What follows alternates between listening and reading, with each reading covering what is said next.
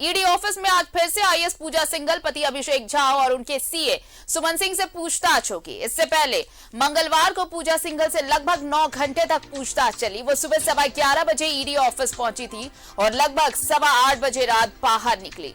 ED सूत्रों के मुताबिक पहले दिन उनसे मनरेगा घोटाले से संबंधित सवाल ही पूछे गए। ईडी के अधिकारियों ने उनसे पूछा कि डीसी रहते हुए उनके खाते में आय से 1,43,00,000 रुपए कहां से आए। इस सवाल का जवाब सिंघल दे नहीं पाई। मनरेगा घोटाले के वक्त पूजा सिंघल ही खूंटी की तत्कालीन उपायुक्त थी। तब मनरेगा की योजनाओं में 18 करोड़ 6 लाख रुपए का घोटाला हुआ था।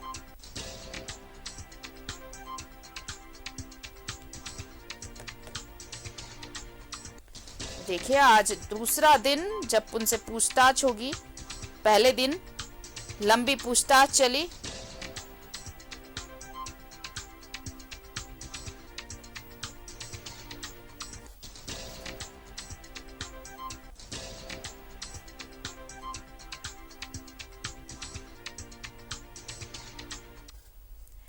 सीए सुमन और अभिषेक झा के बाद मंगलवार को आईएएस पूजा सिंघल को ईडी के तीखे सवालों का सामना करना पड़ा।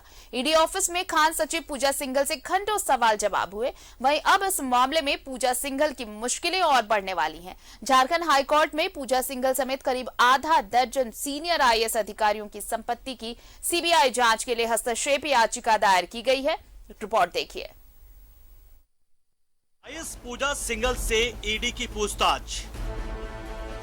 ईडी के तीखे सवालों से पूजा का सामना। बढ़ सकती है पूजा सिंघल की मुश्किलें। सीए सुमन सिंह और पति अभिषेक झा के बाद अब आईएएस पूजा सिंघल को ईडी के तीखे सवालों का सामना करना पड़ा। ईडी दफ्तर में घंटों आईएएस पूजा सिंघल से पूछताछ हुई। इस दौरान ईडी ने आईएएस पूजा सिंघल, उनके पति अभिषेक झा और सीए सुमन कुमार सिंह पर सवालों की बौछार कर दी। पहले पूजा सिंघल से अकेले में सवाल जवाब हुआ, फिर तीनों को एक साथ बिठाकर पूछताछ हुई। आइए जानते हैं क्या पूछे गए हैं सवाल। मनरेगा घोटाले के आरोप लगे हैं आप पर, उस पर आपका क्या पक्ष है? आपके पास आय से अधिक संपत्ति की जानकारी मिल रही है, आपका क्या कहना है? सीए के पास जो पैसे मिले, क्या आपको इसकी जानकारी है? क्या ये पैसे आपके हैं या फिर आपके पति के हैं? क्या आपने अपने पति के अस्पताल में निवेश किया है? आपने अपने सीए के खाते में साल 2015 से 2017 तक काफी पैसे ट्रांसफर किए हैं, क्या मकसद थी? 3 जिलों के डीसी रहते हुए आपके खाते में क्या करोड़ों रुपए ट्रांसफर हुए? चतरा में काम हुए नहीं तो अग्रिम भुगतान कैसे हुआ? शेल कंपनी चलाने वालों में कई व्यक्तियों के नाम आए हैं, क्या आप उन लोगों को जानती हैं? मंगलवार को ईडी दफ्तर में काफी सरगर्मी देखने को मिली, जहां आईएएस अधिकारी पूजा सिंघल से कड़ी पूछताछ की गई। तो वहीं इस पूरे मामले की अगर हम कहें तो तह तक पहुंचने के लिए लगातार जो ईडी की टीम है वो सीए सुमन कुमार से और अभिषेक झा और आईएएस पूजा सिंघल से पूरे मामले की जानकारी ले रही थी। जो अभी तक की जानकारी मिल रही है, जो अब तक सुमन कुमार जो दावे कर रहे हैं कि ये पैसे उनके हैं, लेकिन आज जो सूत्रों ने जानकारी दी है कि इस पूरे मामले में कि सुमन कुमार ने इन पैसों को अपने ऊपर लेने से इनकार कर दिया है। तो कहीं न कहीं कई परिवर्तन आज देखने के लिए मिले। तो वहीं आईएएस अधिकारी पूजा सिंघल से अगर बात करें तो ईडी के इसी दफ्तर पर लगातार कई घंटे उनसे लगातार पूछताछ की गई। पूछताछ के क्रम में मनरेगा घोटाला, खनन विभाग से जुड़े मामले और पल्स हॉस्पिटल से जुड़े मामलों के जो सवाल थे, उन सवालों को खंगाला गया। सवालों को खंगालने के दौरान पूछे गए कि इन घोटालों में आपकी कितनी सहभागिता रही है या क्या कुछ रोल रहा है। वहीं पूजा सिंघल, अभिषेक झा, सुमन को साथ बैठा करके इस पूरे मामले में पूछताछ की गई है। तो ऐसे में इस पूरे मामले की अगर हम देखें तो तह तक पहुंचने के लिए उन दस्तावेजों को भी बक्से के माध्यम से मंगवाया गया, जिन बक्सों को पूर्व में ईडी ने जांच के दौरान सील किया था। इसलिए इस पूरे मामले में अब दस्तावेजों के आधार पर आईएएस अधिकारी पूजा सिंघल से कड़ी पूछताछ की गई। अब पूछताछ के क्रम में कई मामले जो हैं वो पूछे गए, जिसमें सबसे बड़े मामले जो थे वो करोड़ रुपए के ट्रांजेक्शन, जो आय से अधिक संपत्ति जैसे मामले बनते हैं, इनके अलावा कई ट्रांजैक्शन जो अलग अलग बैंक अकाउंट में किए गए थे, उनकी जानकारियां निकाली गई। खान सचिव पूजा सिंघल से पूछताछ के दौरान ईडी के अधिकारी छापेमारी के दौरान जब्त बक्से और कागजात भी लेकर आए थे। ये बक्से और कागजात सीए सुमन कुमार सिंह के आवास पर मिले थे। सूत्रों की माने तो जब्त दस्तावेज और बक्से को सामने रखकर आईएएस पूजा सिंघल और उसके पति अभिषेक झा से ईडी ने सवाल जवाब किए। वहीं पूछताछ के दौरान बैंक ऑफ इंडिया के 2 अधिकारियों को भी ईडी कार्यालय बुलाया गया था। Bank of India main road branch के 2 अधिकारी 2 बड़ी फाइलें लेकर ईडी ऑफिस पहुंचे थे। एक और आईएएस पूजा सिंघल से ईडी तीखे सवाल कर रही थी। दूसरी ओर पूजा सिंघल की संपत्ति की जांच की मांग को लेकर झारखंड हाईकोर्ट में हस्तक्षेप याचिका भी दायर की गई। इस याचिका में पूजा सिंघल समेत आधा दर्जन सीनियर आईएएस अधिकारियों की संपत्ति की जांच सीबीआई से कराने की मांग की गई है। साथ ही ईडी दफ्तर की सुरक्षा बढ़ाने की भी मांग की गई है। न्यूज़ 11 भारत के लिए रांची से आयुष के साथ इमरान की रिपोर्ट।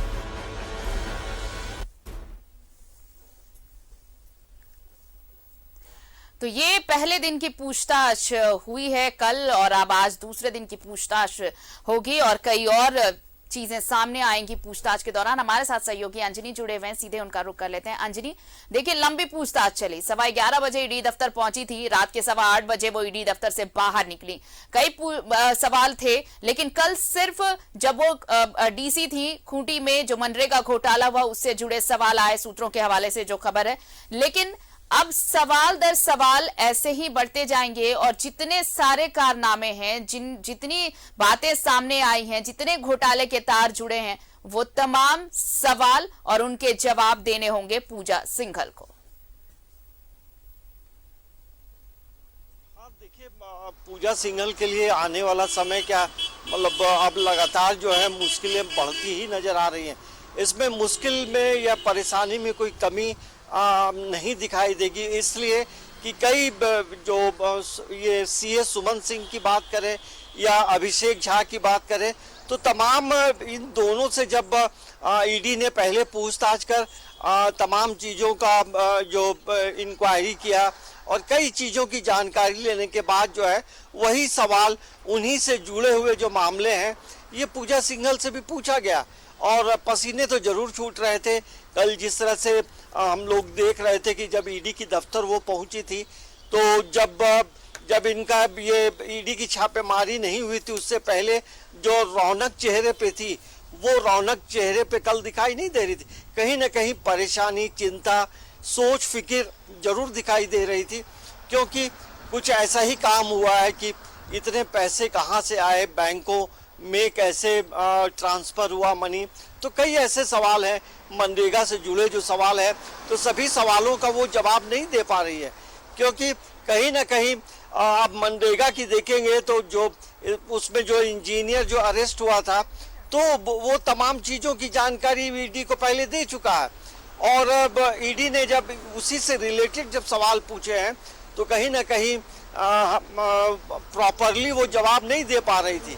तो हमें लगता है कि ईडी के लिए भी जो है अब तमाम चीज़ों का आकलन करना, और यही वजह है कि कल जिस तरह से लगातार एक लंबी काफ़ी देर घंटों तक पूछताछ हुई है, और ईडी की जो पूछताछ होती है वो घंटों चलती है, 12 घंटा 10 घंटा, हो सकता है कि 2 दिन लगातार आपको बैठा के पूछताछ करेगी।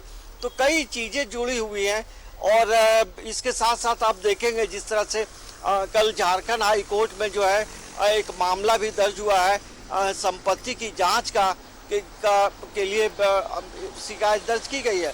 तो हमें लगता है कि जिस तरह से पूजा सिंघल गिरफ्त में आ रही हैं और परेशानियां बढ़ती नज़र आ रही हैं, तो अभिषेक झा हो, पूजा सिंघल हो या फिर सुमन हो, इसके बाद भी कई गिरफ्तारियां होंगी। हम लोगों ने पहले ही कहा है, हो सकता है कोलकाता से कुछ लोग गिरफ्तार हों, और जब जांच का जब सिलसिला चलता चलेगा तो कई लोग इस कड़ी में जुड़ते जाएंगे। और बिल्कुल अंजनी, और देखिए मुश्किलें इसलिए भी अब और ज्यादा बढ़ने वाली हैं क्योंकि सीए सुमन सिंह से जो पूछताछ चल रही थी, अब ये कहा जा रहा है कि सुमन सिंह पूछताछ के दौरान टूट गया है, और वो ये कह रहा है कि उसके घर से जो पैसे बरामद हुए वो पैसे उसके नहीं है, उसने इनकार किया है। हालांकि ये अब तक नहीं बताया है उसने कि ये पैसे हैं किसके, लेकिन अब मुश्किलें और बढ़ने वाली हैं क्योंकि अब उन पैसों का भी कोई हिसाब नहीं है। देखिए, यदि सुमन कुमार सिंह नहीं बताते हैं कि पैसा किसका है, तो पैसे उनके घर से बरामद हुआ है, तो ईडी यही मानेगी कि पैसा आपका है। जी। और बताइए, आज के समय में कोई 19 करोड़ रुपया अपने घर में रखता है, तो कितनी अवैध कमाई हुई थी आरती। आप सुमन सिंह का जो पैतृक आवास है सहरसा में, तो वहाँ की तस्वीर कुछ अलग है। वहाँ पूरे परिवार का लाइफ स्टाइल बदल गया है, और महीना जितनी महंगी महंगी जमीनें हैं वो इनके हाँ, पिता बिल्कुल, खरीदते हैं। क्योंकि ये बात तो जब छापेमारी हुई अंजनी, उसके बाद ये बात सामने आई कि सुमन सिंह के पिता जो हैं वो हर साल 1 से 2 एकड़ जमीन की खरीदारी करते हैं वहां पर। ये रसूख है उनका वहां पर, शौक है, और वहाँ महंगी महंगी गाड़ियों का शौक है। जी। वहाँ घर पे भी, और ऑन रोड जो वैल्यूबल जमीन है उन जमीनों की खरीद बिक्री की गई है। वहाँ ग्रामीण इलाकों में उनके घर के अगल बगल के लोग बोलते हैं कि ये आखिर कौन सा ऐसा पेड़ लग गया है जिससे पैसे तुरंत आ रहे हैं, क्योंकि जिस तरह से कोरोना का संक्रमण का दौर रहा आर्थिक, लेकिन उसके बावजूद आप देखेंगे कि इन लोगों की कमाई जो है, कमाई बढ़ती गई है। तो आखिर ये कौन सा स्रोत है? क्या ये 19 करोड़ पल्स हॉस्पिटल से कनेक्टेड है? क्योंकि और पल्स हॉस्पिटल का जो मामला है वो भी बड़ा गंभीर है। तो कुल मिलाकर ये जरूर कहा जा सकता है कि इस मामले में कहीं ना कहीं पूजा सिंघल पर जो है अब ईडी का शिकंजा कसता जा रहा है, और उनके चेहरे देखने से यही लगता है कि सवालों का जवाब वो सही ढंग से नहीं दे पा रही है। और जब अलग अलग सवाल पूछे जाते हैं तीनों से, और फिर वही सवाल बैठा के पूछा जाता है, तीनों लोग एक साथ रहेंगे और उसी सवाल को फिर से दोहराया जाता है। तो आप समझिए कहीं ना कहीं जो क्रॉस कनेक्शन क्वेश्चन का होता है उसमें भी ये लोग फंस रहे हैं। तो अभिषेक झा हो या सुमन सिंह हो या पूजा हो, इन तमाम लोगों की मुश्किलें जो हैं धीरे धीरे बढ़ती जा रही हैं। अभी तो मात्र 60 या 65 सवाल पूछे गए हैं, लेकिन सवालों की एक लंबी फेहरिस्त है जिसका जवाब जो है पूजा सिंघल को देना होगा। तो अब उसके साथ जुड़ी कई बातें हैं, जिस तरह से मैंने पहले ही कहा है कि अभी कठौतिया माइंस का मामला और है, अब तो ये भी है ना, अब तो ये भी है, आपने भी ये कहा अंजनी कि देखिए हाईकोर्ट में एक प्रार्थी ने याचिका भी दायर की है कि कई दर्जन भर ऐसे जो अधिकारी हैं उनको लिस्टेड किया करके उनके संपत्ति की, आय से अधिक संपत्ति की जांच होनी चाहिए, सीबीआई से जांच कराई जानी चाहिए। क्योंकि ये तो एक मामला जो सामने आ गया कि पूजा सिंघल के पास आय से अधिक संपत्ति का मामला सामने आया, ईडी ने छापेमारी की, और अब उससे जो तार जुड़ रहे हैं, जो अलग अलग नाम सामने आ रहे हैं, वो चौंकाने वाले हैं। आप देखिए सिर्फ आईएएस से ही जुड़ा मामला नहीं है, कई लोग हैं, कई और अधिकारी भी हैं जो इस पूरे घालमेल में शामिल हैं। तो ऐसे में अब उन अधिकारियों की भी मुश्किलें और चिंताएं बढ़ने वाली होंगी जिन्होंने अब तक ऐसे काले कारनामे में अपने हाथ काले कर रखे हैं और ऐसे मामलों में वो संलिप्त रहे हैं। देखिए आरती, एक महत्वपूर्ण सवाल ये भी उठता है। देखिए झारखंड एक नया प्रदेश है, अभी 22 वर्ष का हुआ है, और किसी भी राज्य की प्रगति जो है मुख्य तौर से आप देखेंगे जो डेवलपमेंट का जो स्ट्रक्चर होता है या इस डेवलपमेंट का जो रोड मैप होता है वो मुख्य रूप से आईएएस अधिकारी लोग ही तमाम चीजों को करते हैं। नीति निर्धारण हो, कैसे शहर का विकास हो, तो सभी चीजों के मास्टरमाइंड यही लोग होते हैं। और यदि यही आईएएस अधिकारी लोग, कई ऐसे आईएएस अधिकारी जो है इस तरह के चीजों में लिप्त रहे, देखिए सभी आईएएस अधिकारी वैसे नहीं है, लेकिन कुछ जो भी है वैसे लोग से जो है कहीं ना कहीं राज्य की प्रगति रुकती है। जो आपको केंद्र से जो फंड आते हैं वो सही समय में यूटिलाइज नहीं हो पाते हैं और पैसा लैप्स कर जाता है। तो आखिर कभी कभी कई समस्याएं ऐसी आ जाती हैं, तो एक आम आदमी एक सलाह देता है कि ऐसे होना चाहिए। तो आखिर ये ऐसे भ्रष्ट अधिकारी कहीं ना कहीं राज्य की छवि भी खराब होती है, राज्य की प्रगति नहीं होती है, जो गरीब है वो गरीब होता जा रहा है और एक सर्टेन जो क्लास है वो अमीर होता जा रहा है। तो हर चौक चौराहे पे इन बातों को लेकर अभी बहुत लेकिन चलिए अब उम्मीद बस इतनी की जानी चाहिए, उम्मीद ये की जानी चाहिए कि पूछताछ के बाद जो अब नाम सामने आ रहे हैं, जो अब काले कारनामे सामने आ रहे हैं, उस पर एक्शन भी कड़ा होगा। और अब ये तो अब आने वाला वक्त बताएगा कि क्या कुछ कार्रवाई हो पाती है। बहुत बहुत शुक्रिया आपका अंजनी तमाम जानकारी के लिए।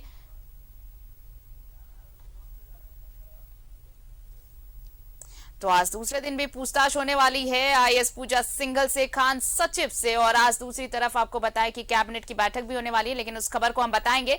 एक छोटा सा ब्रेक लेते हैं, फौरन हाजिर होंगे। देखते रहिए न्यूज़ 11 भारत।